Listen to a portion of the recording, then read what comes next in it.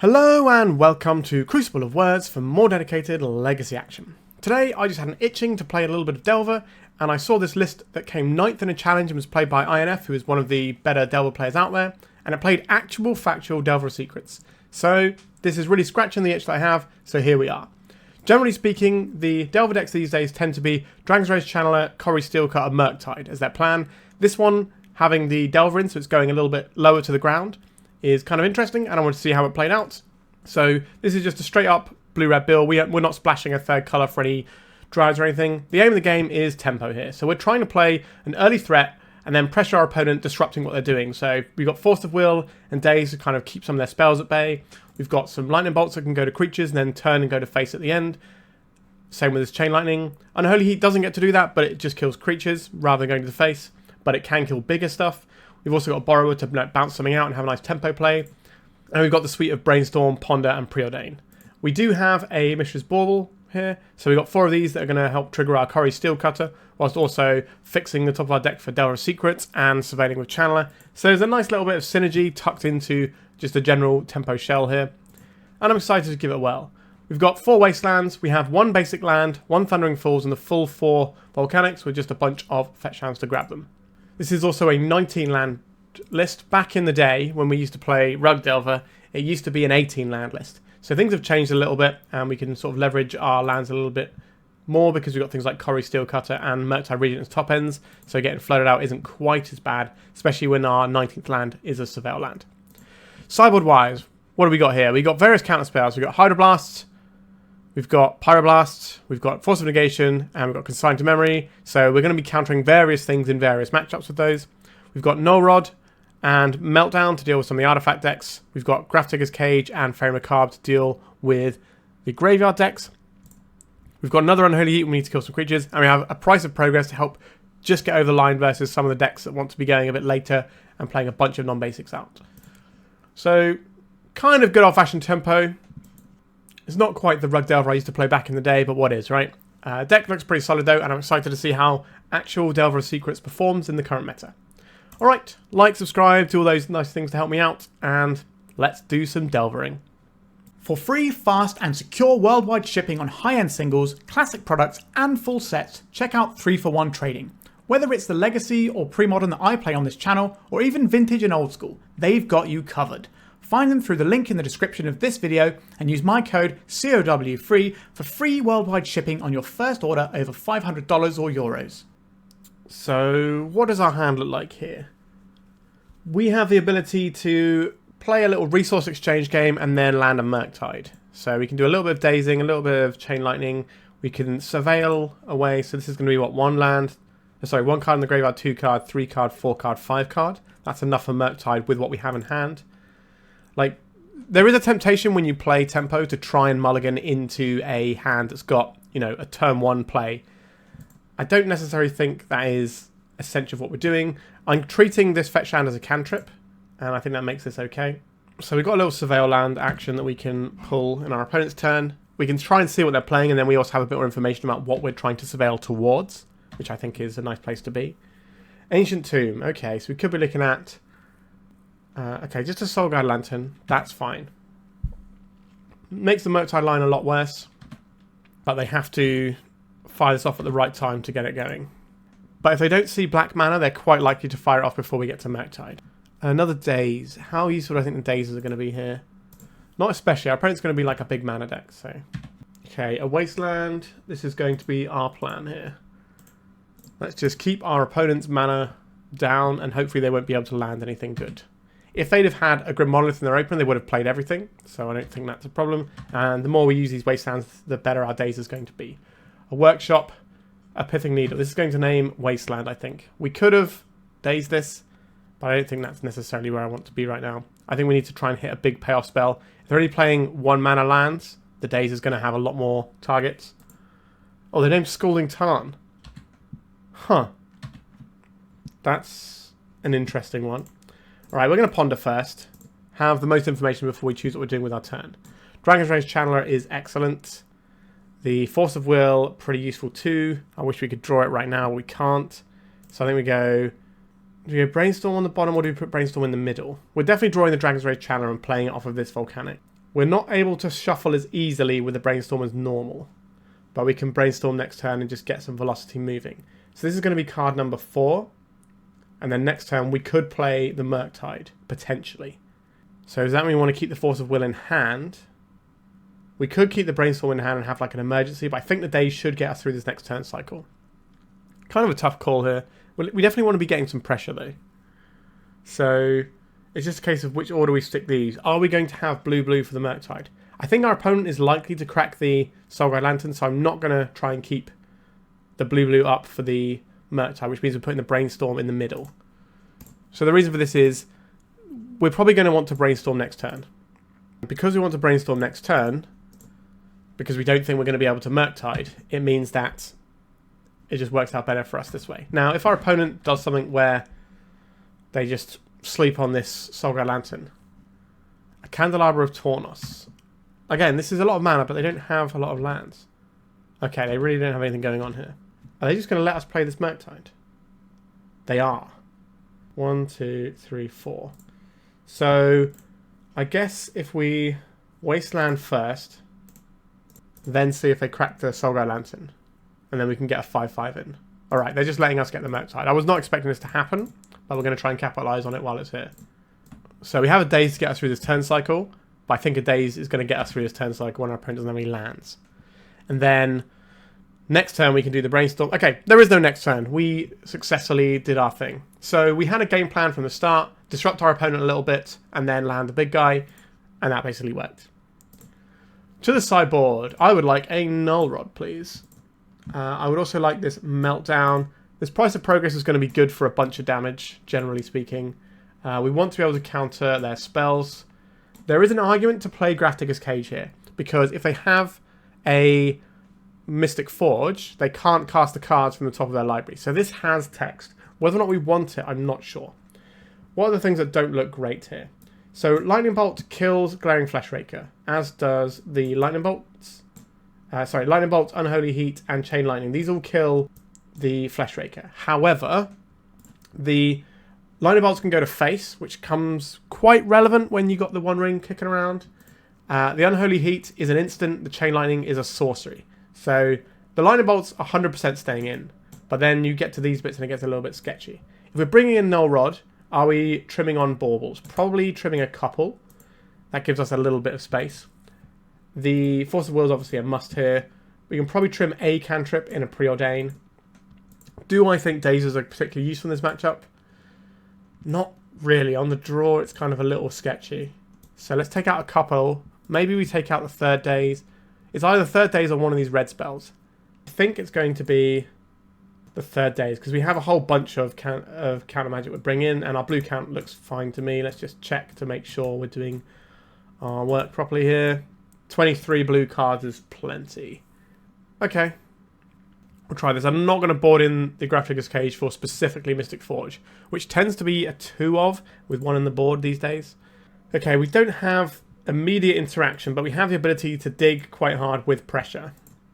But we are on the draw here. I think we keep this. This is not a Chalice of the Void deck either, so we don't have to worry about that. Glaring Fleshraker. Yep. Our opponent can kill us on turn 2. It's possible to kill us on turn 1 with Fleshrakers, I think. But it's like super magical Christmas land. Consign to memory. So, what are we doing here? We're obviously playing out our land. We have 3 main options here. So we can either ponder looking for like a hard counter that we can leverage next turn, like a Force of Will or a Force of Negation. We could hold up the Consign to memory, which just is a hard counter. Or we could play a Delver and try and get some pressure going. I think the plan is this turn we just hold up the Consign. Next turn we ponder looking for a land and then try and cast a Delver. That's the plan I'm going to go for here, because this is obviously like a big turn where our opponent can slap down a 4-drop. And I don't want to get caught out by the One Ring. Okay, Mystic Forge.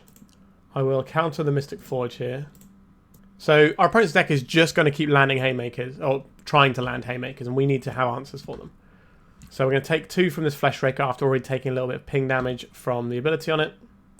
2 cards left in our opponent's hand. So if we draw a land, that's helpful for us. So I believe the play is Ponder first, and then we can play the Delver off this island. This isn't really what I want. We need to have either our big bangers or a counter. So we managed to find a counter. That's where we want to be. Going to drop the Delver in. Our opponent does have an Ancient Tomb, which is a big part of how we're going to win this game. And Urza's Tower. Is this going to be the One Ring? It is going to be the One Ring. We're obviously Force of Negationing. The question is what we pitch to it. Do we pitch our pressure, or do we pitch our card that allows us to... Like, we already have this other pressure in Steel Cutter. So I think we're going to get rid of the Delver here. And just say no to the One Ring. And yes, we're sort of trading tit for tat with taking damage off this Flesh Raker. Alright, 3 mana. This is another Flesh Raker. That's kind of scary. Or is it just a little K command killing our Delver? Which is annoying, but I can live with that. This feels like a K command because of the way they were paying the mana. Okay, there it is. So they're going for killing our guy and drawing a card. Yep, that's pretty good. So if we draw a land, we can go Steel Cutter Ponder. But we're starting to run a little bit low on resources here. So is our opponent, to be fair. They did scry to the bottom. A Murktide Regent. 1, 2, 3. So that's not quite where we need to be. I think this is a Ponder turn. Force of Will is good. So is the Wasteland, though. If we Force of Will next turn, we still can't cast the Murktide Regent, right? So that's kind of awkward. And this thing, this little Flesh Raker is causing us a bit of trouble. So what we could do with this hand is we could use the Wasteland to try and keep them off of mana. They have 1, 2, 3, 4, 5 mana. And 4 is kind of the big number. So I don't think Wasteland is where I want to be. This means that we probably want the Force of Will.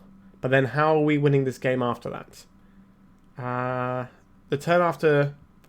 I guess... No, we can't have enough mana to do everything we want. Because we only have... Oh no, this Ponder's going to the graveyard, right? So 1, 2, 3, 4, 5, including the Force of Will. So we put the Murktide in the middle. We draw the Force of Will now. With the intention of Force of Willing something our opponent does. Next turn we land a big Murktide. And hopefully we can get through after that. Grim Monolith. We don't care about this. We just want to hit a payoff like the One Ring or Karn or Mystic Forge. Possibly a K command here. Not using our Force of Will does mean that we don't get the Murktide Regent this turn.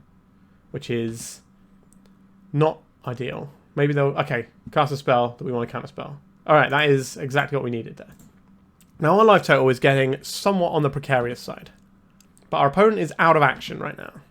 And our creature is going to be big enough to sort of block their board up. Alright, so this is a massive creature. Right, they're untapping their Grim Monolith. Okay. So we have an 8-8. 9, 10, 11, 12. So we have lethal on board because of this. Well, not on board. We have lethal in hand because of this Price of Progress. Our opponent just played a card, a land, and passed a turn. So we are giving them the business here. So we attack for 8. 2, 4, 6, 8. And we're only going to take 2, so it's not going to be a draw or anything weird. We could make it so we take no damage, but our opponent's got no cards in hand. We're just going to win the game and move on with life. Boom! Alright, that was a classic Delvering. Let's go to round number 2. I have for round 2. I don't mind this one. We've got the ability to Steel Cutter and Bauble. We just need to find a land. This might incentivize us to Brainstorm in the first turn cycle, but we're going to see what our opponent's up to. I'm not going to burn this Bauble to find a land. Alright, this looks like a matchup where... Oh no, I thought we were going to see Little Dorks, but there's actually Exploration. So Force of Will is pretty bad in this matchup unless we can hit like a clutch crop rotation. This is also the sort of matchup that lands is designed to beat, really. So we might be in a bit of a pickle here. I'm going to play this one out with the intention of brainstorming because we've got Force, pitching Force if we want it. And then hopefully next turn we can mount some pressure with a Steel Cutter. And maybe we end up in a situation where the Lightning Bolts to the face just get us over the line. Yeah. Delver into lands is a classic matchup that is always pretty good for the lands player. The more burn you have, the more you might be able to squeak a win. So having this extra burn spell in the Chain Lightning might help us out here. And the Price of Progress is obviously pretty big news out of the sideboard. So we're going to have to try and dig towards that in the post-board games and cheese our opponent out a little bit. Alright, they're just drawing from the Solgar Lantern. That is not a power play. So it's okay. A Sphere of Resistance. I'm going to cast a Brainstorm first. Just get the most amount of information. Okay, so we're not playing the Thundering Falls next turn. We're just playing the Steel Cutter. So we're kind of drawing through all of these. What do we want to draw? It doesn't matter, right? So we can just put like these bolts on top and that's fine. And we'll draw them in a minute. Right, I'm going to hit this Sphere of Resistance because I don't think we can beat this. So there's two main lands builds at the moment. One of them is a green-white build with Swords to Plowshares and Sphere of Resistance. The other one is mono-green and it's more turbo in what it's trying to accomplish. So this is the worst one for us, I would say, because it's got all the white removal on it. Let's get the Cutter. And obviously, we're not beating a Resolved Sphere of Resistance. Or very rarely are we beating that. Let's see what our opponent's drawing next turn. It's an Exploration. That is not really what our opponent needs. They need gas. We have an answer to a Marit Lage, if that's what happens. If they make it hasty with some Lava Spur Boots at some point, then we're just cooked. But we're making progress here. Each one of these is worth more damage than you would think because of the prowess here. We might be able to get multiple bits of damage out. A Life of the Loam, no targets. That is not a display of strength. This, on the other hand, is very irritating. So this is probably a double Lightning Bolt turn. Double Lightning Bolt into Surveil. Right, let's Lightning Bolt our opponent's face. And once more with Feeling. Channeler helps us go wide.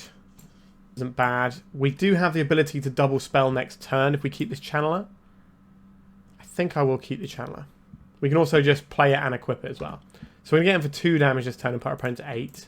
Because they're going to Maze of Ith for 3/3. But if they tap this Ancient Tomb, that comes at quite the cost. Right, they milled over no lands with that Life of the Loam. So basically they didn't draw a card this turn. A little bit fortuitous for us. But this is what Delver does. It puts your opponent in a spot where they have to react and do stuff. And if it doesn't quite go to plan, it can be a bit awkward. So there was a forest in there. It was just a weird art that I didn't recognise. But yeah, so there's the Exploration we knew about. And here we are. Would love to find a Wasteland at some point. So we can just play 2 creatures and get more damage in. And just kind of ignore the Marit Lage. I think that is the correct thing to do here. Let's crack this. I'll get this basic land. Show our opponent we have it. So there's 2 options here. We can play the Channeler and the Borrower. And just get another... I think we just need to get material and try and... I think we can probably beat a Tabernacle as well with the amount of lands we have. Right, so we'll cast this just as a Brazen Borrower. It'll be our second spell for the turn. Gives us more material. And we can swing in with it. So we're going to get 2 more damage in, put our opponent to 6. And then next turn we should be able to lethal our opponent here. So we take 2, 3, 4, 5 next turn. So we just need to find any spell to lethal our opponent here. Right, they've got a Wasteland, no Tabernacle. That's good. I don't think our opponent has a crop rotation because we would have seen it already. So you can get back that Wasteland. You can take me off of a land. I don't think that helps too much here. So any spell off the top wins a game, I believe. Or any non-creature spell. That's a non-creature spell. It's a pretty good one too. Alright, our opponent sees the writing on the wall and we get over the line. Happy to take game 1. This is not an easy matchup. Okay, so what do I like here? I like the Price of Progress, obviously. I hate the Force of Wills. The only thing they're good for is crop rotation. Is the only thing I really want to counter with that, and that doesn't always get us where we need to go anyway. I like the Meltdown. It cleans up Saga Constructs, which is one of the ways our opponents gets ahead of us. I don't really want this Unholy Heat, so that can get out. The Force of Negations counter Life from the Loam and the crop rotation. So it kind of counters the 2 things we actually care about. And I don't hate Faerie Macabre to deal with Life from the Loam. Do I want 1 or 2? What would I trim here? Like, Dazes are pretty bad. So we can have this Faerie Macabre. We do have access to 1 more piece if we want it. So we could just have a Force of Will, so a little bit more protection against like a turbo hand. Actually, we've seen Sphere of Resistance, right? So we should respect the Sphere a little bit more. Which probably means the Dazes become Forces. Because we are pretty cold to Sphere. I don't like having this many Forces in, really. But I think we just have to suck it up. So there's an argument for Null Rod, because it shuts down Mox Diamond, an Expedition map, and equipment. But I think Meltdown generally is going to be better, because this also cleans up the constructs. We could get rid of a Force of Will and bring in this Null Rod, but then we're kind of treading on our toes a little bit with the Meltdown, and then this also makes our Baubles worse, but we need our Baubles to do a bunch of things as well. So I think we're just going to run with a package that looks like this. Okay, we have turn 1 pressure and a lot of lands and one of our best sideboard cards. So this is a banger. We lead off on the Delver of Secrets in this situation. The reason being, if we play the Delver, it might flip and start attacking with 3. The chance of Channeler attacking with 3 on turn 2 is virtually 0. We do have a Wasteland, which is really good in this matchup because sometimes they're relying on like a Maze of Ith to hold back the tide or whatever, and just a well-timed Wasteland can completely scupper their plans. So we're probably going to leave this in hand for a while. Obviously, this can also stop the Marit Lage combo. Alright, a Forest. This has to be an expiration, and there it is. We're going to see a Saga. Okay. Does our opponent have Life from Malome here, is the question. They've got 2 cards in hand. I think it's right to Wasteland here. It's tough, though. This is really tough. Because if they do this and they get Shadow Spear, and it all just kind of falls apart there. Alright, I'm not a fan of this, but I think we're going to hit this. Like, our opponent's only got 2 cards in hand, so maybe this was how they were planning on playing their entire game. If they just go, like, land into Life from Malome, then sure, get ruined, I guess. And then they get to play it because of the expiration, and all that happened was we basically skipped our turn and made our opponent tap some mana there. So, how much can we get this Dragon's Rage Channeler going? So we've got land, artifact, instant. So this might be able to attack on turn for 3 on turn 2. Or turn 3, sorry, because we're kind of like a turn behind here. Okay. And this also helps us surveil our way to burn spells, which is going to be a big part of this game. Force of Will. Your time has come and gone. Get in the bin. And we can use this to try and flip the Delver, or we can just use it to try and get more velocity going. Like, what would I be wanting to draw right now? Like, if we draw a card and it's a Force, that's okay. If it's like the Force of Negation. Okay, so we will Bauble here.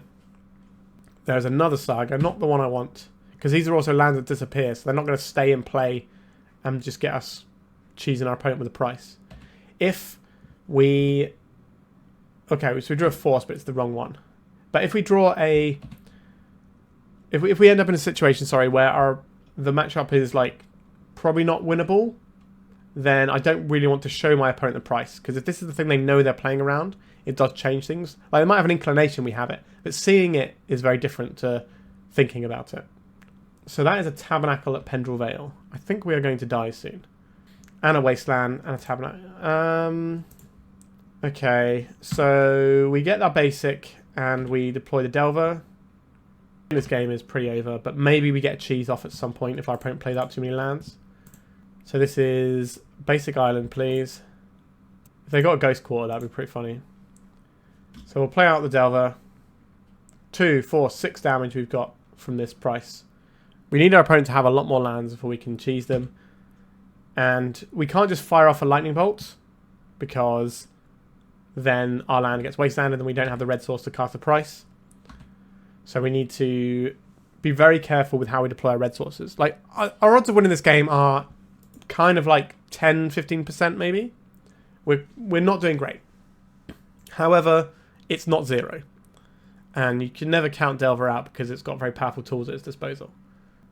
If we can get a little bit of damage in with this Delver, that makes the price a little bit better. Alright, Mox Diamond. I'm sure they have lands to discard. Oh, yeah, there's that Saga that we saw earlier. So they're just going to loan back 2 Sagas and a Wasteland. Yep. Please play out more lands. Right, another Saga. 2, 4, 6, 8 damage that we can get here. So we're going to pay for our Delver and hope it flips. We don't know if it flips first because it's... Oh no, these are all our triggers, right? So we put this one on the bottom so we get to see if it's flipping before we decide if we're... A Brainstorm, yes. I will reveal that. And then I will pay for this. So this is 3 damage. So let's just do a little bit of maths here. So next turn we can hit our opponent down to 14. Then we can bolt them to 11. Then this is 2, 4, 6, 8, 10 off of the price. Plus whatever they play. But if they play a Wasteland, they can Wasteland their own thing and mess with the maths. Okay, I think I'm going to play out this Flooded Strand. So the intention is we probably bolt our opponent in the end step here. So they're cracking this expedition map. Is this going to be a Maze of Ith? Probably. If it's a Ghost Quarter, then I can just pack my little bags and leave, I guess. Maze of Ith it is. Okay. Sure. Hopefully they play out 2 lands that aren't Wasteland. An Urza Saga. Sure. Another Saga. A Wasteland. So we can't bolt with this without losing our land. We know that our Delver is probably not attacking anymore unless we can draw a Wasteland of our own, and then we can Wasteland the Maze. They don't have a lot of mana to start doing this sort of stuff. I guess we are going to bolt in the end step. And then we can try and brainstorm our way to another mana source in a bit. I think this is what we have to do. It's ugly. They're going to let us untap, or they're going to take this out now. They're going to take it out now. I think that's correct. Our Delver is also going to just die here because there's no point keeping it. A Ponder. Ponder sees more cards than Brainstorm. If we're looking specifically for land here, which I think we are. Let's get our Ponder going. We did find a land. We also found a Faerie Macabre, which is kind of a big deal. So we'll put them like this. And then what are we doing here? We can take out both Life from the Loams. That's not too shabby. That leaves our opponent with just what they have here. They do have enough to make a construct though. And these Sagas dying kind of hurts us.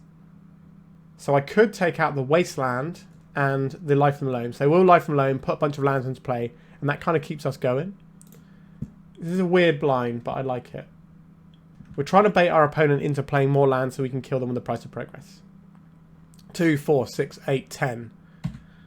But they're going to lose both of these lands, so we're going to have to wait another turn. Alright, so making a construct. If they just go and get Shadow Spear and start beating us down, then we lose, and that's fine. But we have to play to the outs that we have. Okay, Rishdam Port. That's not the worst. We do get a window to operate, as long as they don't find a Wasteland. Alright, don't be Shadow Spearing me.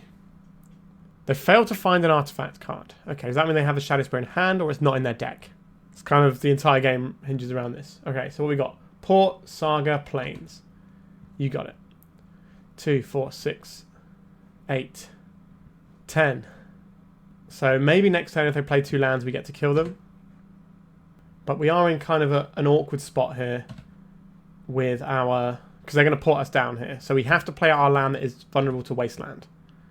But we can... if they dredge Life from the Loam, we can counterspell the Life from the Loam.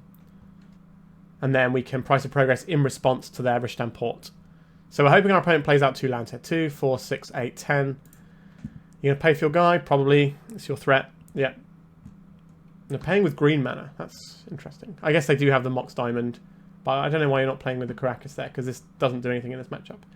Are they going to dredge this Life from the Loam? I don't want to see... oh. Okay, they just drew a regular card. What does that tell us?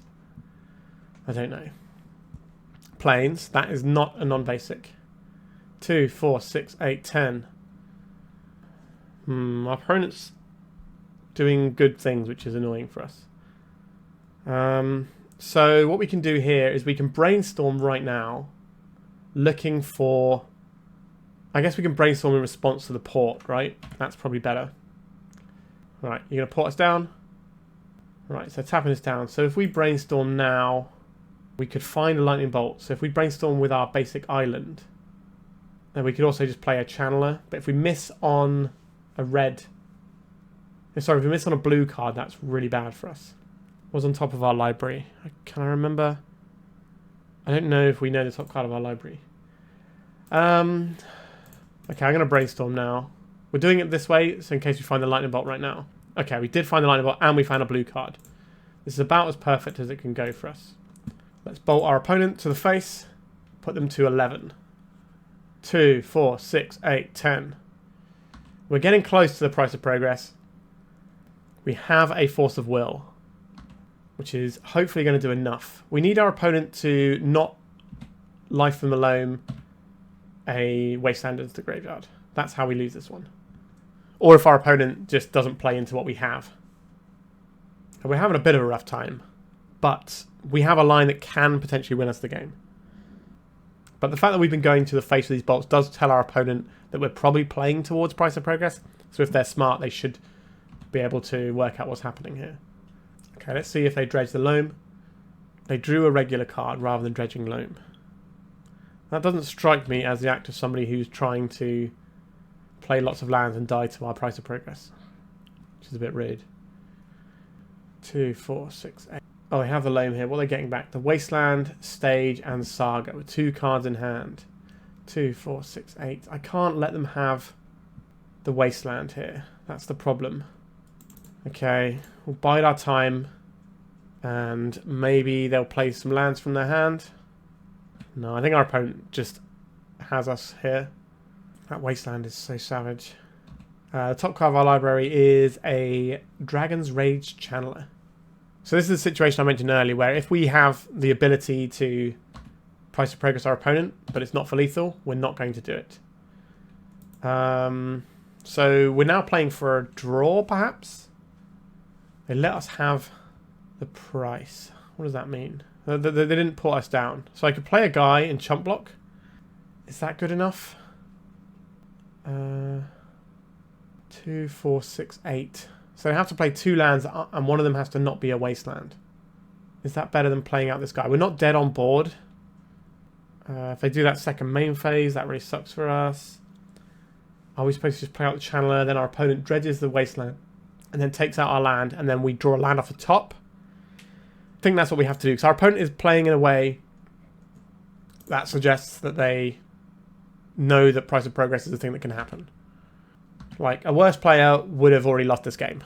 So our opponent has some inclination of what's going on, and the way that we win this game is probably involving, like, Lightning Bolt to mess with the maths on the price. Alright, so they can get a Thespian Stage, a Saga, and a Wasteland. I just want you to put 2 Sagas into play. That would make me really happy. Dredge Life from the Loam, they milled another Maze of Earth, another Wasteland. Just don't get the Wasteland back. Just be a friend. Right, they're going to attack first. I think we have to trade here. It can potentially buy us an additional draw step, which is not irrelevant. It's been a cool game though, even though I think we are losing it. We've still got more than 10 minutes on our clock, so I think we should be okay here. We've just kind of got ourselves in this really weird position where we might be able to squeak out a win, so we have to play to it. Wasteland, Saga, Wasteland. So they probably play out Wasteland here. Yep. Alright, there goes our red source.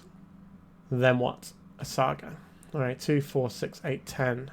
How can I deal my opponent 1 damage here before this kills me? Not sure. So they're probably going to put us down in our upkeep. That's fine. Not fine. So we need like a fetch land here. Okay, that's not a fetch land. So we take 2, then they put us down, and then we're dead. Alright. We gave it a good old try. We gave our opponent the room to lose that game, but they just held on nicely. Okay, I think I like how we've got this going. Am I still into Force of Wills? They were really bad here. But again, we know that they have the spheres, and the spheres are such a pain for us. Like, we could have Dazes, but then setting ourselves back on lands can be a little bit sketchy too. I think we just have to take our lumps here and just keep the forces in for the sphere. Okay. It's pretty aggressive. Kind of need another land to really pop off. I'll keep this. So we have 2 options. We can hold this Bauble in case we draw a land. Or we can just get the value from it immediately right now. So why would we not want to do it right now? So the power of putting more power in play is obviously very good. But we have stuff we do next turn anyway, even if we miss on land straight away. So I think we're going to hold this, because the upside of getting the Steel Cutter and attacking for a bunch of damage next turn is pretty big. So I think we're going for the high roll. It's a hard matchup. We need to take some sort of slightly smaller margin plays that end up being more powerful on the whole. Alright, a Wasteland. Okay, so this is the punish for that. But maybe we'll just draw a land, it'll be fine. We did not draw the land. It was not fine. Delver Secrets get in the bin. Swords to Plowshares. Opponent. That's not a very nice thing to do. So when we Force of Will a spell, that's going to give us... Okay, so we found a land, so we're back playing Magic again. I think the first land we get has to be the basic island here. I don't believe our opponent's running a Ghost Quarter in their list because they had an opportunity to get one and bury us in a previous game and they didn't. So I think we go and get the basic island. We could try and stop them having green mana altogether, but we know they've got a Swords to Plowshares, so I'm going to use the Force of Will to push damage rather than interact with the Mox Diamond. They're going to do it on our turn after we've drawn, so that we don't get to Surveil for our draw step. That's the correct time to plow in this situation. Alright, our opponent disagrees. Let's hit this, pitching our Brainstorm, please. We get Surveil in our upkeep now. A Wasteland is a useful card for later on. I will leave that on top of my library. That does make it interesting as to what land we play here. Or what land we fetch. So we're going to go and take 3 here. Get 3 into our opponent. I still think we get the basic island. And we just want to put the thing that pushes damage into play. So this is basic island into Delver. And then next turn we've got Ponder into Wasteland. And maybe we can find a land and do some Cori-Steel Cutter stuff at some point. But we're more of a Delver deck than we are a Cori-Steel Cutter. We have 4 of these. We have 3 of these. So we're not trying to max this with like a bunch of... Alright, rewarded. They played a Wasteland. Good. A choke, you say? Alright, it's going to be one of those games, is it? I see, opponent. Scalding Tarn, we'll say no to reading that one. Okay, we've got some decisions to make. The first decision is not really a decision, it's just turning our guys sideways. The second part is, I think we save this for a land that interrupts our creatures being able to attack. The question is, are we just setting up this Delver and giving ourselves a 2-turn clock? Or are we holding this for a potential lightning bolt? Alright, I think we're setting ourselves up for a 2-turn clock with the Delver. We've got to get over the finish line somehow. I don't think another Delver is where we need to be right now. A Brainstorm that doesn't do anything. A Flooded Strand that sometimes does things. So we'll leave the Brainstorm on top, I guess. Which means we go Force of Will on the bottom. Then the Brainstorm, then we draw the Strand. And then the Delver will flip next turn. We have a 2-turn clock. Can our opponent beat that? Possibly. A Blast Zone. Oh, mate. Why would you do that to me? I thought we were friends, opponent. I did not think we were friends. Okay. They've let us untap, which means that we might be able to stifle them. Am I going to reveal this? I guess we'll say no, because they're going to blow these up anyway. They should do it now before we can stifle them. A lot of these Delver lists are playing 2 stifle. Oh, that is such a strong rip there. Now, our opponent might have had that and played their entire game plan around it. But suffice to say, I'm not happy about it. So top card of our library is a Force of Will that we don't want. But if we crack this, we expose ourselves to Wasteland. It's tough. Maybe our opponent taps out of that Wasteland for something. I'm going to play the Strand out and pass. The old choke, though. That's really messing with us, isn't it? An Urza's Saga. Okay, that is worth a Wasteland. Are we just going to draw this Force? I think we have to. Until we can find something to push damage. I hate this, but it is what it is. What is happening now? We're getting crop rotated on. They are crop rotating. We could Brainstorm here, but I don't think that's going to really achieve what we want it to. So they're just getting a Rishdan Porter to tap down our Flooded Strand. They are. Again, very rude. They're going to tap our Flooded Strand, so in response, we crack this. Go and get a Volcanic Island. Then they Wasteland, and then we Brainstorm. Alright, here we go. Double Wasteland. I guess.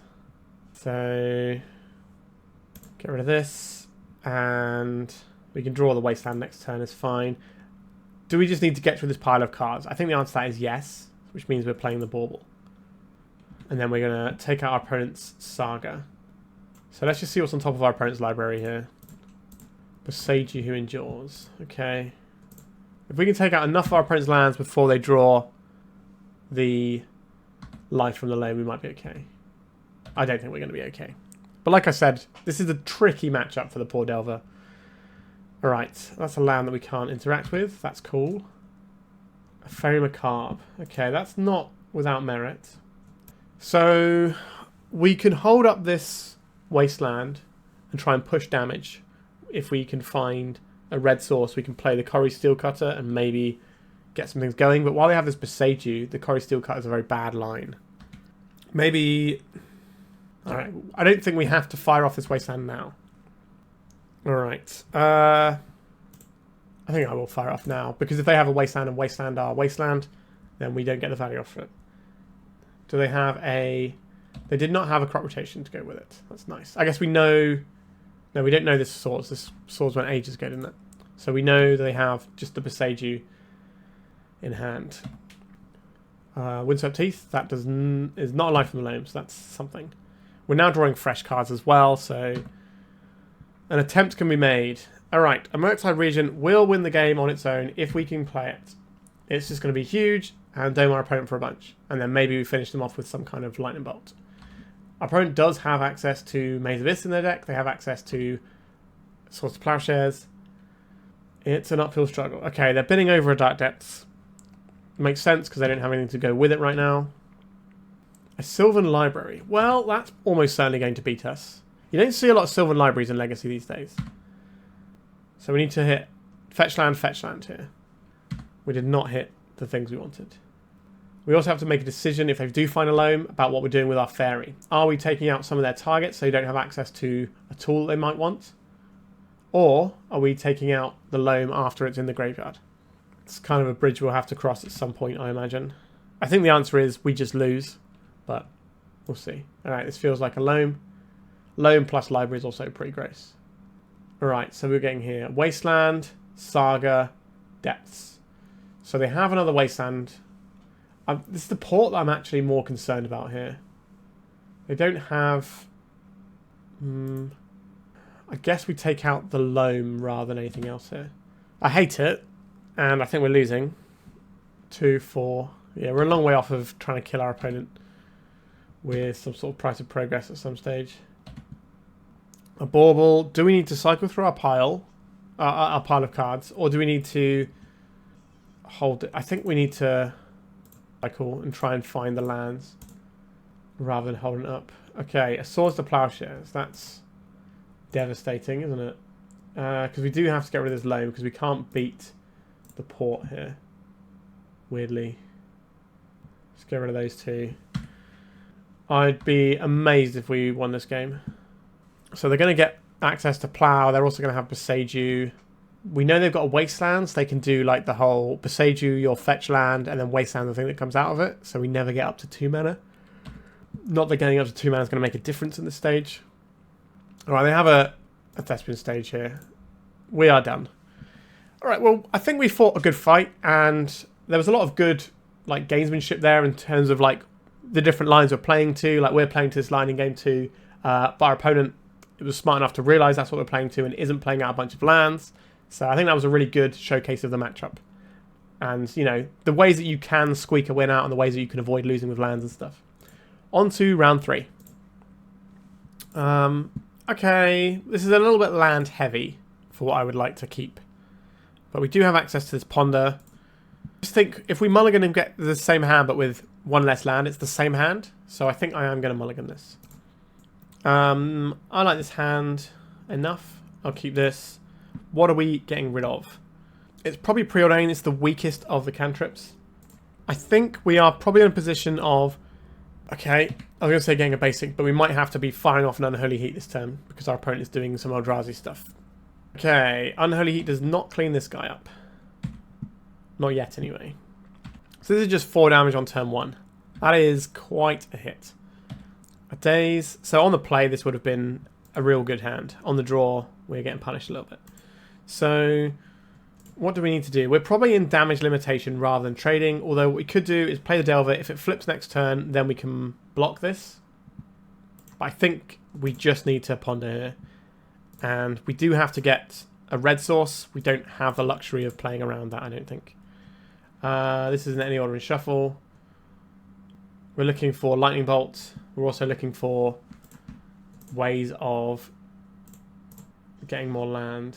Ancient Tomb. Okay, that's nice for us.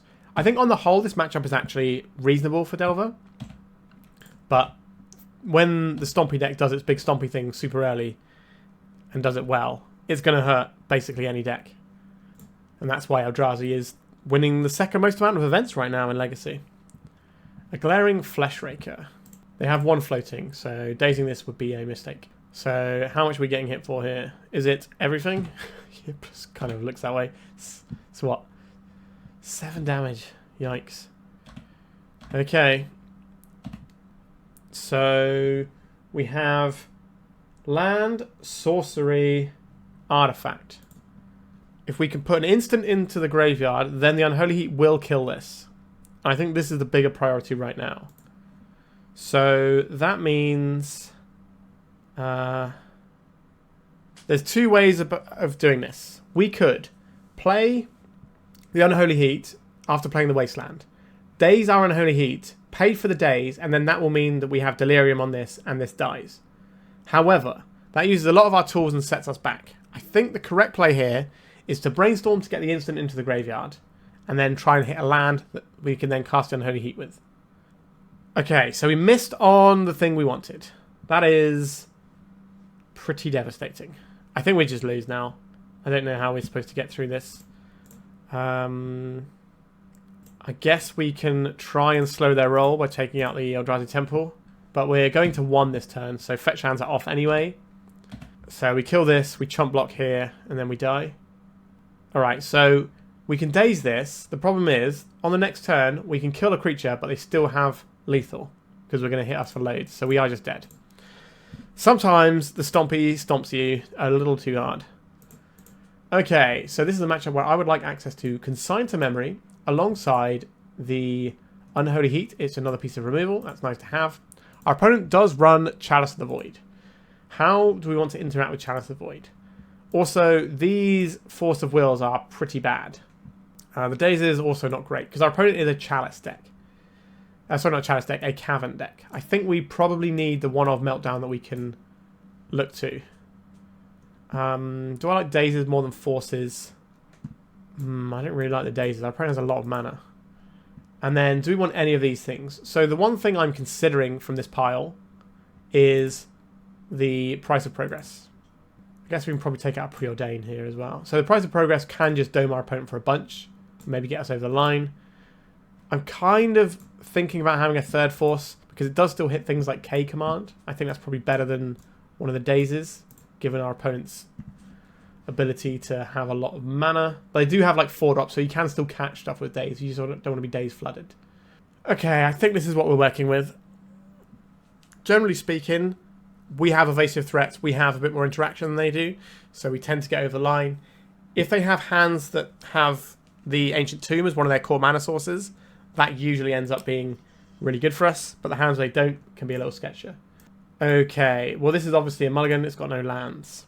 This also has no lands, so I guess we can just make a little dirt grave for ourselves and tuck ourselves in. Oh, geez. I guess we have to keep on 5.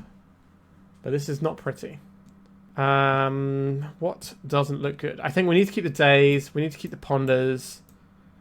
I guess it's probably the Bauble that goes, and we're not doing Price of Progress stuff, although this is a way that we can cheese a game that maybe we don't have any right winning.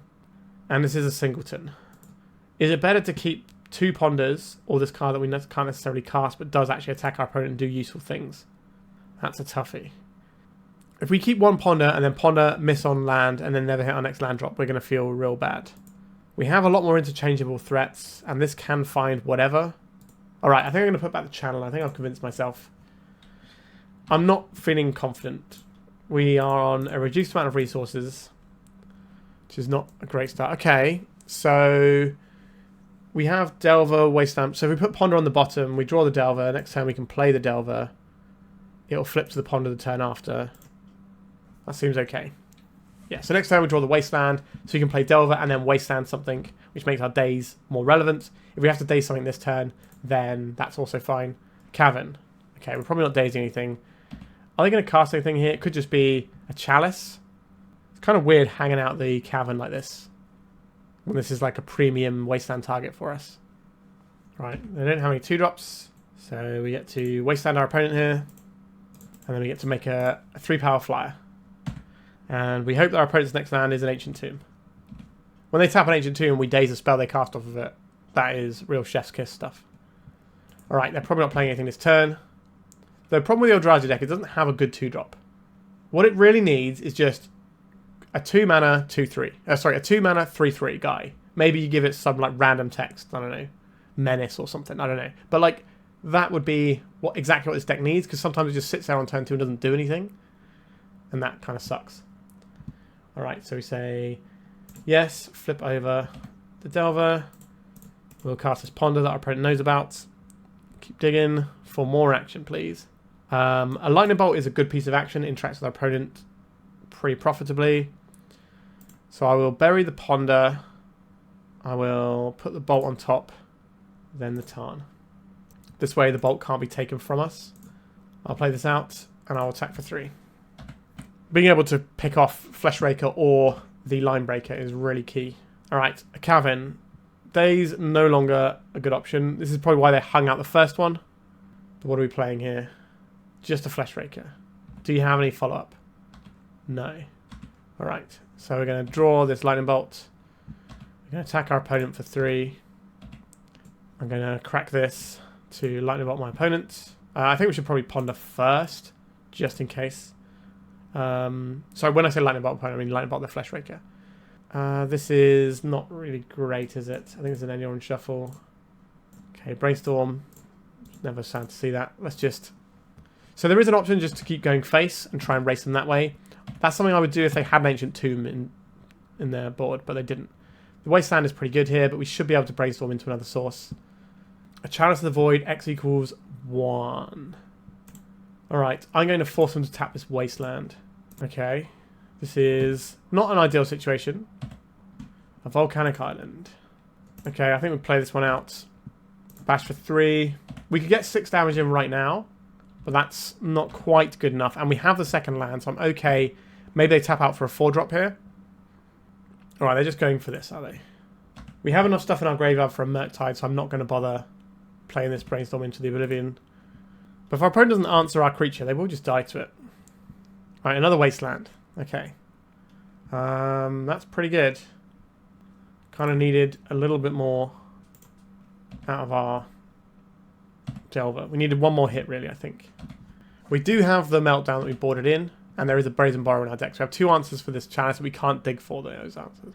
Play some more non-basics, please, opponent. Linebreaker. Yeah, that guy is terrifying, isn't he? So the little spawn they have is going to give it +1 power. So this is going to be 5. Yep, just a 3-mana Reality Smasher. Smashing me good. Right, I think we are in Thundering Falls time. If we get a Murktide Regent, that's pretty good, though. It's going to be a big boy. That is not a Murktide Regent. Are we playing out this land? I think so. Like, we can't Brainstorm anything away. Keeping our land up for the purposes of casting 2-drops when our opponent Wastelands us is kind of nice. Makes it easier to double spell. We can still cast these spells. They won't resolve, but we can still cast them. 2, 4, 6, 8. So we hit our opponent for 8 damage here. How do we get the last 3 points of damage? We could draw Meltdown. So we Meltdown for 2 to kill this. And then we don't get to Brainstorm though because they're going to take the Brainstorm. So how much damage is 4, 5, 6, 7, 8, 9, 10, 11, 12, 13. So we're dead if we Price of Progress. How do we beat this? 2, 4, 6, 8. So yeah, if we got one more hit in with a Delver, we win this game. Yeah, I don't think there's a way around this one. So we could, if they take the Price of Progress, next time we draw a Meltdown, pay 2 mana, Meltdown this, Brainstorm into Lightning Bolt, kill this. But then we've already taken 4, 5, 6, 7, 8, 9, 10. So we're already going to be on 2 life. And the Brainstorm, we're not going to have... No, we just don't have a way through this one. No, we were 1 Delver hit out. We were 1 Delver or Bolt from winning this game. And we just couldn't quite get over the finish line. I think if we don't muddle to 5 and we actually have 7 cards, we probably win this game. That was pretty tight. I'm pretty happy to play Delver into like these tempo decks. But the really high quality hands that the aggro decks have is pretty scary. And we had a pretty low quality hand in game 2. Alright, on to round number 4. Have you got magic cards you don't want taking up space in your home, or do you just need some extra spending money? Well, my lovely sponsors 3for1 Trading are buying all collections, big and small. They are one of Europe's biggest traders and have a transparent process to sell them cards and make sure you're getting a good deal. Click the link in the description of this video to get an offer on your cards today. Okay, I don't mind pondering away to begin with. I'll keep this. I would like to leverage this fetch land for a Brainstorm, so I am inclined to play on the Volcanic Island. Even though it's wastelandable, I just want to be able to get the maximum value out of my Brainstorms and not get locked with them. But we'll see what our opponent does on their first turn, and then we can adjust things. A Rift Bolt. Oh, wow. Our opponent's on some classic burn over there. I do actually have a burn deck somewhere in my queue that I would like to try and play at some point as well. So if that's your jam, like and subscribe.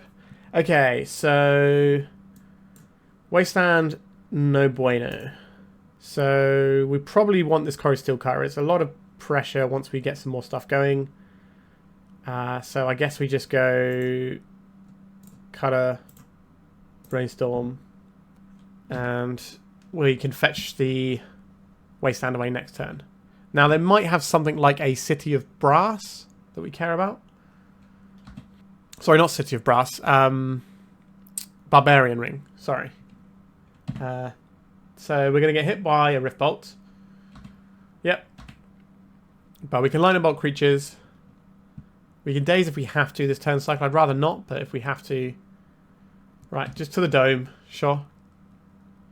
Our opponent knows what they like, and it's line and bolts to my face. Skewer the critics. Do I think it's important to leverage a Daze while we can? Trading 1-for-1 is not something we're going to get to very often. It's going to take us further away from Cori-Steel Cutter being good, though. No, I think we try and save this for a higher damage spell.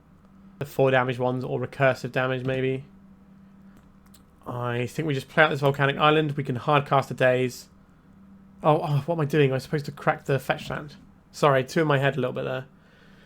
We don't want the Wasteland that's on top. We can still Brainstorm and shuffle it away, but that was not ideal. Eidolon of the Great Revel. I would like to cast a Daze targeting this. I'm going to hard cast it. This is the sort of thing that we've been saving our Daze for. If you surprise me with a Searing Spirit Guide opponent, then you got me. A Wasteland that we don't want. Now, Wasteland isn't completely without use, because our opponent probably plays Price of Progress to some extent in their deck. So I am going to play out the Wasteland. That doesn't seem great, though. But I do want this fetch land for after we Brainstorm. So maybe we are playing out the Wasteland here to protect us from Price of Progress down the track. So we have this, and then we get to Brainstorm and try and sculpt a little bit. This gets us our Cori-Steel Cutter, and then we can start applying pressure. Okay. We could just put like Brainstorm on top, and then a land, draw the land next turn, play the Delver, don't crack the land, and just have access to 2 spells. Flipping the Delver. I guess we want to cast 2 spells. I don't know if we need to cast this Lightning Bolt next turn or not. Alright. Our opponent's going to have 3 cards next turn. And our life total is 11. Eidolon of the Great Revel. Sure, you got it. So this is going to deal us 2 damage. Which is okay. So 3 points of damage onto the Eidolon. Yes, we take the hit, but that's okay. If they spent 1 card to deal us a shock's worth of damage, that's below rate for their deck. And then if we play the Delver out, that gives us a Cori-Steel Cutter trigger. We're going to get a pretty good smash of damage in. I'll play our land. Swing with the team, so we get 4 damage in. Next turn, we can Brainstorm in response to the Delver trigger. The reason why we want to do this is so that we can cast 2 spells on our turn. Whereas if we Brainstorm on our opponent's turn, it might be harder to cast 2 spells and trigger the cutters. Every spell we cast is points of damage, and this game needs to be wrapped up quickly. Because if we give our opponent enough time, they're going to draw burn spells. That's what their deck is. Monastery, Swift Spear. Okay, I don't care enough about this one right now. This might just be a blocker. Probably isn't, but it could be. I'm okay to take 1 damage here. We've got a Lightning Bolt, then we take a little bit more. And that is the way of the world. What are they targeting? Our face. So we take 5 here. That puts us to 4. But we might be able to kill our opponent next turn. So we are dead to a Fire Blast. Does that mean that we can't crack this now? We need to have at least the option to Brainstorm in response to a Fire Blast, I think. Alright, so I will Brainstorm in response to this, though. To have a Fire Blast, this is probably the spot they fire it off. Okay, I like the Force. That kind of keeps us alive. However, how much damage do we have? So we've got 3, 4, 5, 6, 7, 8, 9, 10 off of the other guy. 11, 12. So we just have lethal with Force backup. That seems okay, doesn't it? So I reveal this Brainstorm. What a surprise, we have a Brainstorm on top of our library. And then I think we're just okay to Lightning Bolt here. So our opponent's on 11. We have 3, 6, 9, 10, 11. So we have exactly lethal here. And if we need to, we can pump by +3 with this Brainstorm. 3, 6, 9, 10, 11. Pretty close game. The burn decks tend to only have close games or like really one-sided games where they do nothing.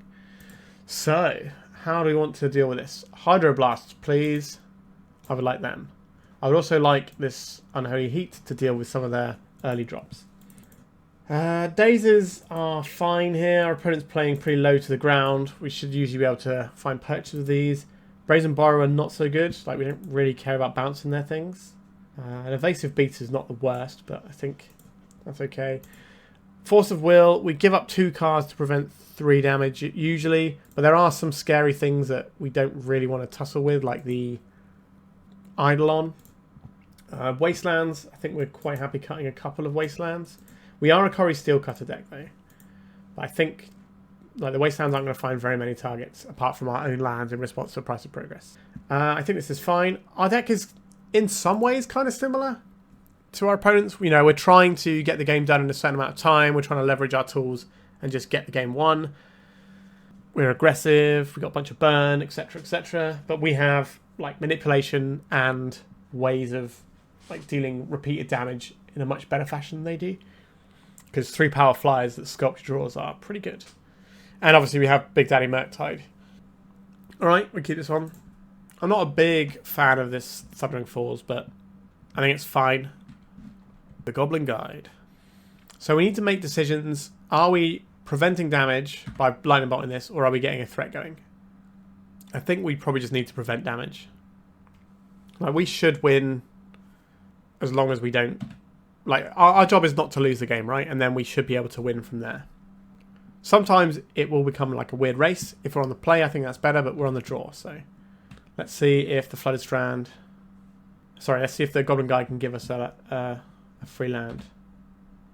It did give us a free land. Thank you. So now we Lightning Bolt this Goblin Guide. And we probably Daze the thing they do next. Feels like they're going to try and drop an Eidolon on our head. But this is probably going to be good for, you know, another 4 damage. So we bolt this now. Save 2 life this turn, 2 life next turn, roughly. Okay. A basic land is actually pretty good against what our opponent's doing. Are we playing out this Hydroblast, or do we just want to get the threats in? I think we actually just want to get the threats in. So our opponent's just pointing burn spells at our head. That's not the most scary thing that they can do. Like, if these turn into 3/3s... Okay, they didn't do anything. What have you got over there? We got, like, old-fashioned Sulfuric Vortex. A Monastery Swift Spear. You got it. Like, are you bottom my guys? If they start bottom my guys, that's not a great avenue for them to take. Chain Lightning. Where is this going? To the Dome. Why would it go anywhere else, right? We will not pay, sadly. I think I'm okay blocking with the Delver here. Chain Lightning to the Dome. I think I will take my Daze here. We get a little Surveil. We've already got land in the graveyard. We don't really need another land though, so... And this Delver can block 3 damage this turn. This will put a creature in our graveyard. So we're just looking for sorcery to get this to flip, or artifact. 2 cards left in our opponent's hand. We're still pretty healthy. This is a sorcery. I'm pretty happy. I think I'm going to play the island out and cast a Ponder off of this. A Delver of Secrets is fine. It's like a cheap thing that's going to be decent into what our opponent's doing. It's going to either soak up their resources, it's going to be able to trade into a bunch of stuff, or go over the finish line for us. I like the Unholy Heat quite a bit here. Is that the best thing we have going right now? We could just Unholy Heat this. Hydroblast. Is there anything super scary that happens with the Hydroblast? We just go Delver, Steel Cutter, Heat. So we could hit this right now when we know that our opponent isn't casting extra spells. Unless they have the Fire Blast, then it can get a little bit sketchy for us. Actually, we have Delirium, so this is always going to die, right? So I guess we can hold open Unholy Heat because we don't have to worry about the power, the toughness of our opponent's creature, because this is going to deal it 6 damage. And then next turn we can play like Steel Cutter and a spell, and maybe start popping off a little. Eidolon of the Great Revel. I'm going to say no to this one. Counter target spell if it's red. We Surveil. We keep the Steel Cutter. I don't think our opponent beats Steel Cutter very easily. Put on top of your library. But now we're also in a situation where you can play Steel Cutter, Unholy Heat this. The board's clear. We're attacking. Our life total is going to be above 10. Is this just a lowly attack for 1? It is. So we have a Delver on top of our library. Do we want that Delver on top of our library? I think we do, which means we're playing the Wasteland out here. No, we need red here, don't we? So we have to fetch it away. So we need to be aware of price of progress at this stage of the game. A Lightning Bolt is good. It answers their creatures. It speeds up our clock. Let's Unholy Heat this. We'll leave the Lightning Bolt on top as well. And we get attacking for 5 here. This puts our opponent to 12. Next turn, we can put them to 7, 6, 5, 4, 3. We can put our opponent to 3. But we're obviously going to hold the Lightning Bolt, because putting our opponent to 3 doesn't work. Unless they play some sort of Eidolon in response, we can down them for a bit more. But I think the plan here is going to be... Right, smash to smithereens. Yeah, that's pretty good. So we don't have to worry about double spelling anymore. Alright, 3 cards is what it's going to take for our opponent to kill us here. I'm going to play this Wasteland out so that we're not dead to price of progress. I don't think we're pushing damage with this Lightning Bolt. We might have to use it on like a Swift Spear or an Eidolon or something of that stripe. And what if we draw a Cori-Steel Cutter next turn, then we get a Cori-Steel Cutter with a token if we hold this Lightning Bolt. Price of progress. Sure. I will Wasteland our own Volcanic Island. We don't need to float mana here, we've only got 1 spell. So this is a one card for 2 damage. Bolt Wave. Sure, that's going to put us to 4. You got the Fire Blast to finish us, opponent? I didn't have one in game 1, it's about time we saw one. 3, 4, 5, 6, 7, 8. So we have lethal. If our opponent has nothing here. Feels like they're thinking about the timing of casting a Fire Blast. It's just the vibes I'm getting. Force of Will. That's not going to cut it right now, is it? It's not really about this anymore, is it? So we attack with these 2 creatures. And then we bolt them before damage. That should be exactly lethal here. Fire Blast or bust. There is the Fire Blast. Very nice, opponent. Alright, we get to be on the play, which is an enormous difference here. So I think I like how we've sideboarded here. Then we just go in. The Wastelands did the one thing that we wanted them to do. They helped us cast a spell, and then also meant that we had fewer lands that were getting hit by the price of progress itself. You got turn 1 Delver, a bunch of interaction, removal. This seems pretty good. We know our lands aren't in jeopardy either, so we can play pretty safely. Our opponent is going to price of progress us at some point, but they're not going to actually disrupt us from having mana sources tapped. We've got 2 Dazes that we can leverage quite nicely here. If this Delver flips, then we're going to feel good about it. All of our opponents got stuff like Searing Blood at all. I quite like that in the burn decks. A Goblin Guide. No thank you. Just leverage the Dazes while we can. Would I like to reveal the Flooded Strand? No. We did not flip the Delver, which is awkward. We do need to pressure our opponent before they just draw enough cards to kill us. Chain Lightning isn't going to work until we get round the turn cycle. So if they play a card that I want to shoot with it, it's going to have to wait another turn. A Chain Lightning targeting us. Okay, I think that's fine. Makes sense to do that when we're tapped out of red. Skewer the critics. What are we doing with our current hand right now? Are we just Hydroblasting this, saving ourselves some damage? Are we dazing it? I like dazing it. Just leverage what we can when we can. Come on, Delver. It's going to be one of our artifacts, isn't it? Ponder. Okay, yes, I'd like to reveal that. We don't need to play anything here. Now, this Chain Lightning does have a clause where our opponent can bounce it back. So we do need to be careful about when we fire that off. So we want our opponent to like tap out for a thing, and then we can untap and kill the thing. So like an Eidolon or something. A Lava Spike. You got it. We're on 13. An Eidolon of the Great Revel. This is exactly the sort of thing I want to Chain Lightning. So they had one card. So this one card is worth 2 damage to them. You don't get to bounce back the Chain Lightning. We crack in for 3. So our opponent's got 2 cards left in hand. We're on 11. They're on, what, 13? So the life totals are pretty close, but we have a recursive source of damage. And we have some pretty strong bangers in our hand. We can go and get a Surveil land at end step as well if we need to. Alright, 4 lands. That's probably more lands than our opponent really wants to see in an entire game. A Lava Spike. Our opponent's got 1 card in hand. Sure, I'll take this one, and then we'll just counter anything else that happens. Exquisite Firecraft is a card that does exist. So we do need to keep that in our minds. But we have a Force here, so we're okay to tap down for this Thundering Falls here. We're not going to get caught by a Price of Progress. Mishra's Bauble, we don't need that. Right, we attack. I don't think we need to do anything here. I think we're just going to keep attacking with our Insectile Aberration. And just holding up the interaction we have. Like, our life total, you know, it's like Fire Blast Bolt away from us dying. Now we have 2 points of interaction with burn spells, and we have a point of interaction with creatures. A Bolt Wave. Our opponent's got 1 card in hand. Okay, I think we're going to counter target spell if it's red. This one, please. And then we have the Force for any potential Price of Progress. I don't think we're just firing off a Bolt to face. Not yet, anyway. A Delver of Secrets. I would like to attack with my Insectile Aberration to put our opponent to 7. And then we play this Delver, and even if it doesn't flip, it is lethal. So our opponent has to get through Force of Will and our Lightning Bolt with 2 cards. So if we have to Lightning Bolt a creature for some reason, then we don't have lethal next turn. A Price of Progress. That is 4 damages. We'll say no to this. That puts us to 6. I don't think there's a single card they have that deals us 6 damage. I certainly hope not. I think burn would be a little bit better if that was the case. What are we going to do with this Delver? Is it flipping? A Ponder, yes. I guess we just come in for 6 first.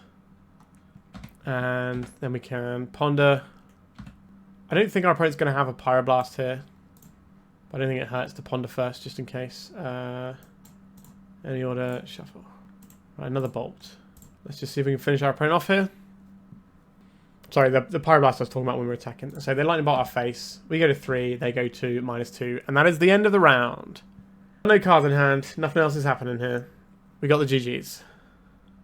Really good games. I think our opponent played that one very well. I think with Burn, it's kind of a weak deck. So you have to play it perfectly to even have a chance. And I think our opponent did play it really well, but they still didn't have a chance. So, all right.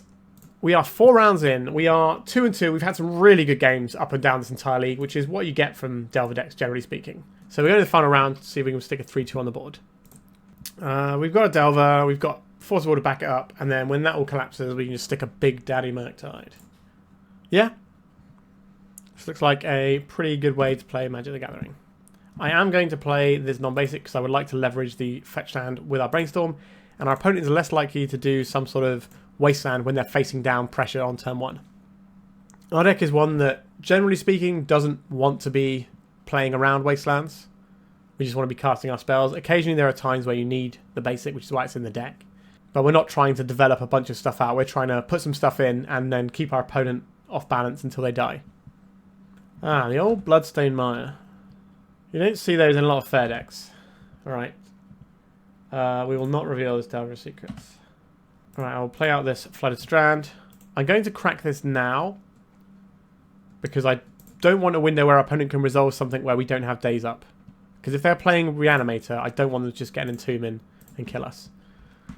So we attack with a Delver, get our little point in, and then we're going to play this Delver of Secrets, and then hold up mana to pay around Daze. Because we can just lose the game to an Entomb, untap, and reanimate, and I don't really want to experience that. Preordain is the card we're going to bin with the Force of Will. It's the weakest of the cards in our hand. I don't think Preordain's particularly good. Just full stop. Ooh, a Rakdos Theatre. We're actually playing a Rakdos deck with Bloodstained Myron. That's nice. Gamble. Okay, that's not so nice. So now we know what's happening. Our opponent is probably a Echo of Eon Storm deck, possibly the Epic Storm. So this Force of Will, clearly an important card. We can Brainstorm to protect from hand disruption potentially. And then we can also Brainstorm to flip the Delvers because we're going to need pressure. Alright, are they going right now? Veil of Summer underneath the Chrome Mox. That's going to help them cast the Veil of Summer. A Thoughtseize. I don't think my opponent is going this turn. I'm going to cast this Brainstorm. Okay, so what are we going to put back here? So next turn, we can't Steel Cutter and do something. The Murktide is a long way away. What are we protecting? I think if we put the Daze and then the Force on top, our opponent will see that Force when we do the Delver thing. Okay, so we're shields down this turn, but our opponent has already spent their mana. It's only turn 2. Green mana doesn't produce more mana on its own anyway. And if they have the Veil, like what are we supposed to do there? I guess we could keep the Daze the Thoughtseize. They pay, and then that doesn't feel great, does it? Because then just wait a turn, because they're not dead next turn, so they can just take a hit and then untap and just have everything, and they know that they've worked through our interaction. So if they don't take the Preordain, we can have both Force of Will and Daze in our hand for next turn. And Preordain is the weakest card in our hand, so the chance of them taking it are kind of low, but it is still a cantrip. Maybe the Delver's the weakest card, actually. Right, they've gone for the Preordain so that we can't get both of the cards back that are on top of our library. Alright, opponent, you get to see our Force of Will. Alright, we'll get in 6 damages. And then what? Do we... We can play the Cori-Steel Cutter, just have it sitting in play. We can play another Delver. We know it's going to flip next turn. That gives us 9 damage. That's still not lethal. Actually, no, what's the top card of our library? It's a Daze, isn't it? So, is there a way that we can get 2 spells off next turn? No. So we don't have the win next turn, regardless of what we play. Are we just playing out this Cori-Steel Cutter? I guess we could Murktide Regent, Daze, our own Murktide Regent. That sounds terrible. I guess as a guy, that's not as good as having a Delver that is guaranteed to flip. Okay, I think we just play the Delver here. Good old-fashioned Delver gaming. This gives us lethal with a Bolt if we end up getting wheeled and our opponent can't finish us off. Because sometimes they Echo Eons and it doesn't actually win them the game. Our opponent's in the tank a bit, which is not a surprise. Their deck requires an awful lot of thinking condensed into specific turns. So they know what they have to beat. Can they beat it? I think if they had an easy line with a Veil of Summer, they probably would have taken it already. A Dark Ritual. Are we supposed to counterspell the Dark Ritual, or are we supposed to wait till we hit something else? That's always a tricky one. I think we're going to try and hit another spell. Dark Ritual. 3 cards left in hand. Okay. This is going to be the Veil of Summer, so we have to counterspell this. So that if they're doing an Echo of Eons line, we at least have the ability to counterspell future spells. Gamble. Beseech the Mirror went into the bin. That's probably not the one they wanted to discard there. Alright, we managed to get the game because they failed their gamble. So this was just Delver putting up the pressure, and that is a pretty good way to play the game. So, cards are useful here. Null Rod, pretty good. Grafdigger's Cage, playable. The Consign to Memory, pretty good. Meltdown, occasionally useful. The Hydroblasts, this hits Gamble, and it hits Burning Wish. So that's pretty good. And the Pyroblast hit the Echo of Eons. There's a bunch of stuff that is no good in here, so we can get rid of our burn spells. That's not what we're doing here. Force of Negation also, we need that in here. I don't like the Faerie Macabre. And the price of progress is just damage, and that's not really what this game is about. So, I've got this pile of 11 cards, but I don't have space for all of them. I only have space for 6 of them, unless I want to trim some stuff here. We could trim a Preordain, that gets us a 7th. We could probably trim some of these baubles because our opponent is playing... Sorry, we're playing the Null Rod here. Do we just get rid of all of these and just have these things? And we're slightly worse with doing bauble cutter stuff. We're only a 3-cutter deck anyway. This is a lot of interaction. So there are times where Pyroblast doesn't do anything. We haven't actually seen the Echo, but you don't play Gamble without Echo in your deck. That's just not a thing you do. So we've got some situational cards that we're boarding in, but I think they're still better than having burn spells and Mishra's Baubles. Now the Bauble being a cantrip that also has synergy with other stuff we're doing, maybe that is better. This hand is not playable in this matchup. I don't think it's playable in many matchups, to be honest with you. A card that we can't cast for a very long time, a card that doesn't do anything. We are going to be mulliganing. Our 6-card hand is a lot better. I'll keep this. Interesting. I think I like having the 2 bits of pressure here. And maybe we lose the Ponder. Because then we can go Delver. Yeah, I think we put back the Ponder. We could put back a land. But I kind of want to be able to play Hydroblast next turn as well. Maybe it is the Delver. No, I'm going to put back the Ponder. And we're probably pitching a Delver to a Force anyway. I think whichever blue card we keep ends up going into the Force of Will when all's said and done.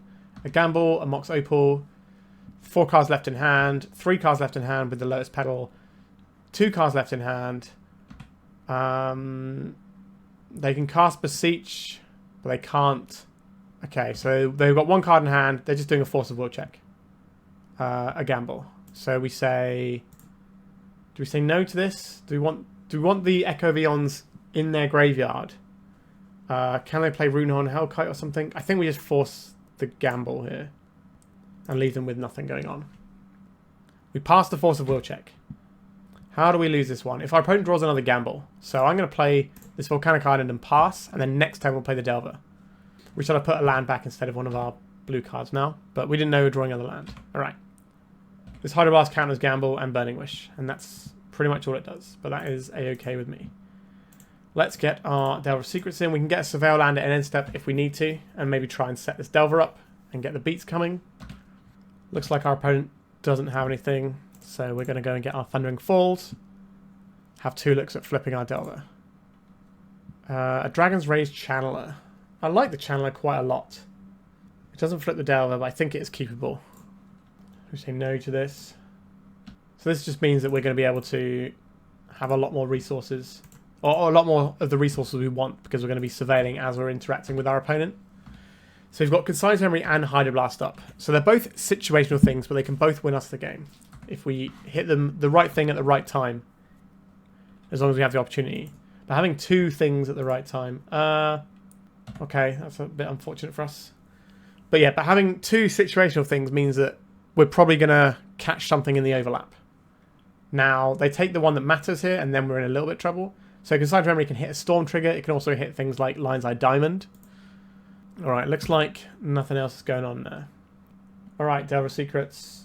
Another Delver of Secrets. I don't need that one. I'm going to crack this so that we don't draw that Delver of Secrets. Okay, I can only draw Delver of Secrets. Now, we did play this deck because it had Delver of Secrets in, so we are kind of getting our money's worth, I suppose, on putting the classic tempo card into play. Although the classic tempo card is actually Nimble Mongoose, but that's a different conversation. Alright, our opponent has a lot of mana. Okay, we've got a Surveil land. Why are they surveilling now? I guess if they surveil a Echo Vions, they can go there. I don't think we're supposed to consign a Surveil trigger, though. A blind Surveil trigger. A Lion's Eye Diamond, 1 card in our opponent's hand. I think this is probably the point where they got plenty of mana, though. This is an enabler for an Echo. I think we just have to hit this. A Daze. A Daze is not really going to beat our opponent with the amount of mana they have here. They would have flipped our Delvers, so maybe we are supposed to keep it, but... what have we got here? Pyroblast. Yes, reveal this. Let's reveal this. So now we have the ability to interact with our opponent if they have an Echo Vions line, and we have a 1-turn clock. So hopefully this Pyroblast does enough to get us through, but they do have things like the Beseech the Mirror in their deck, which we can't interact with, and they know we can't interact with because they have the information, because we had to flip our Delvers to get the clock going. There are sometimes situations where you don't flip the Delver because the information is worth more if it's not going to really impact your clock that meaningfully. But this was not one of those situations. Oh, we're playing the Song. This is a spell that we can Pyroblast. Counter target spell if it's blue. Alright, the Pyroblast being niche came up and it worked. Excellent. So that was a 3-2 league in the end. It was fine. The rounds we lost was to the Eldrazi deck and the Lands deck. Lands has always been a horrible matchup for Delver, and those games were really, really interesting, fun, intricate games. Our opponent had the opportunity to throw that game, but didn't. They didn't know they were throwing the game, but they could have played Lands into our Price of Progress, but they didn't. So there's this really nice sort of push and pull of, okay, if I can get one more hit in with our Delver, we can kill them. We didn't get that hit in, and it kind of fell apart. So the games were really close and interesting. The Eldrazi matchup, not so much. We just got stomped, which sometimes happens with a stompy deck. If we'd have been on the play in game one, we'd probably win that game because we'd have gotten Delver. We would have dazed their turn one line breaker, and then we would have just been ahead from the off there. So that was very much the die roll being an interesting factor that mattered a lot. So how do I feel about this deck? Honestly, felt good. It felt lovely to be playing Delver of Secrets again. The card did a lot of work for us. In fact, I think it did the most work of any threat in our deck. It was the thing that got us over the line many times. And whilst we do have more things in our deck that don't trigger Delver than you would like, ideally, the Mishra's Bauble does kind of trigger Delver because it gives you 2 looks. So what you do is in your opponent's turn, you target yourself. And in your turn, you have a trigger from Bauble and a trigger from the Delver, so you know what the top card of your library is from the Bauble the previous turn, so you can choose to put that card, you can choose to put the trigger to draw a card on top of the Delver if it's not a thing that flips Delver, so you get another look.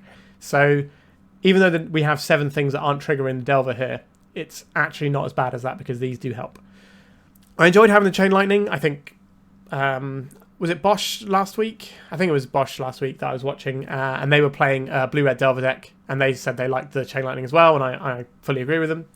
I think the card that kind of sticks out to me is the Preordain. I think I'd rather have a Spell Pierce. I'm a big lover of the Spell Pierce. Like back in the day when Rug Delver was the place to be, we used to play 4 Spell Pierce in the deck. I don't think 4 is the right number at all, but I think Spell Pierce is probably going to find a lot of good spots in the meta. So if you're just fighting over little bits and pieces, that's good. But then there's some decks that are just trying to cast big 4-mana Haymakers, and a Spell Pierce can actually clip those quite nicely. So that would be somewhere where I'd want to go. Like, we've got a decent amount of removal. We've got 4 bolts, Chain Lightning, Unholy, and the Borrower. So we've kind of got that 7-card package to deal with, like, creatures and stuff. So I think having a thing that could hit non-creature things would be nice. Now, this is not so good with Cori-Steel Cutter. But as we saw, we're not really a full-on Cori-Steel Cutter deck. So, like, the main blue-red Delver list that you see at the moment, I say Delver, it doesn't run Delvers. It's a tempo list. It runs Channelers, Murktide, Steel Cutters, and Borrowers. So, that's very much trying to maximize Steel Cutter, but we're not trying to do that. This is a thing that we have in our deck. It's one of the gears that we have where we can start, if this is on our opening hand, we can sculpt our plan around it and then get some stuff going. So, I think maybe cutting this for Spell Pierce would be interesting to me. Maybe I just like Spell Pierce more than other people, but I think the deck is pretty solid. Is it as good as the typical Steel Cutter builds that you're seeing with the 4 Steel Cutters? Probably not, but I don't think the difference is big. And also, there will be matchups where having 8 1-drop creatures is really relevant. And given the amount of combo decks in the format, just having these 8 1-drops that you can play on turn 1, untap, and then hold up your interactive mana is good. And because of these 1-drops, that's why I also think that we want the Spell Pierce. Because quite often we'll play a guy, untap, and then we'll be sat on mana trying to react like with our Brainstorms at instant speed or firing off bolts and stuff. And just having another tool for that arsenal is really useful. So that's kind of where I would probably want to take this. I also am a big fan of playing 19 lands in these decks now. Because of Thundering Falls, you have a 19th land that is also kind of a spell. I like to call this a half ponder because it's not costing you a card and you're getting some selection on top.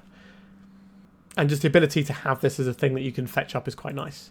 As for the sideboard, it did feel like we had the tools we wanted. I like having the extra removal spell in the sideboard. I wouldn't be opposed to having a second removal spell in the sideboard because Eldrazi is quite popular right now. Maybe just having another something for that matchup I think is probably doable because when we were boarding there, we didn't really have great sideboard options. Like, we have to board in the Meltdown. We probably need to respect the Chalice as well. So we kind of boarding in some stuff, but it felt like we wanted access to like another piece of removal that we could point at some of their guys. So that would probably be how I want to tweak the sideboard, but maybe you're losing, I don't know, losing a Pyroblast sounds bad though, because that card is great.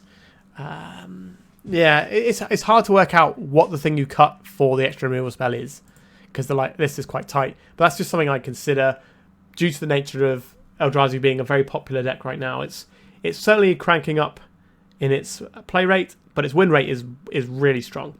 It's put up the second most amount of online event wins of any deck. Obviously, the first one is Blue Rat Reanimator, and it's pretty far ahead. I think, I can't remember how many it is, like 8, 9 or something like that, event wins. Whereas Eldrazi is like 5, but you know, it's doing well. So I think that's the thing people have to be getting their mindset into playing against again. All right, I hope you enjoyed this one. I think we had a lot of really good games. There were lots of intricate back and forth, and this is kind of what Delver decks do. Like, sometimes you just delve people out and they don't get to play the game, but generally speaking, these decks tend to have a lot of push and pull, a lot of decisions, a lot of back and forth, and I hope you enjoyed me going through my reasoning of my decisions. I used to be a Rug Delver player for a long time, many years ago. Obviously, this is a bit different to those decks, but a lot of the same sort of mechanical operations are still in the back of my mind there from, oh god, it's over a decade ago, isn't it? It's maybe 2 decades. No. Oh, anyway, it was a long time ago. And I hope you enjoyed this one. I really enjoyed playing this deck. I had the itch, we scratched it, and it felt wonderful. All right, please remember to like and subscribe. YouTube tells me that a lot of you people watching aren't subscribed, and it doesn't cost you anything, so why not subscribe? And if you want to help the channel out, you can become a member for just $1 a month, and that gets you early access to my videos. I'm trying to keep it cheap compared to other content creators, because I just want... the idea is that I get more people doing it, but it's very cheap, and you know, no one's really going to miss $1 a month. But if enough of you do it, it makes a big difference to my life. Anyway, thanks for watching, and goodbye. If you'd like to support me in the channel, please check out my Patreon. It has a free guide to budget turbo depths, as well as 3 tiers of support. A low-cost one that enters you into my monthly raffle for a free donation deck on the channel, a mid-tier subscription that gives you access to my detailed turbo depths guide that is updated every month, as well as regular articles, and lastly, the higher tier gives you all of the above, as well as a monthly donation deck for my channel. If you're interested in supporting the channel this way, please check out the link in the description.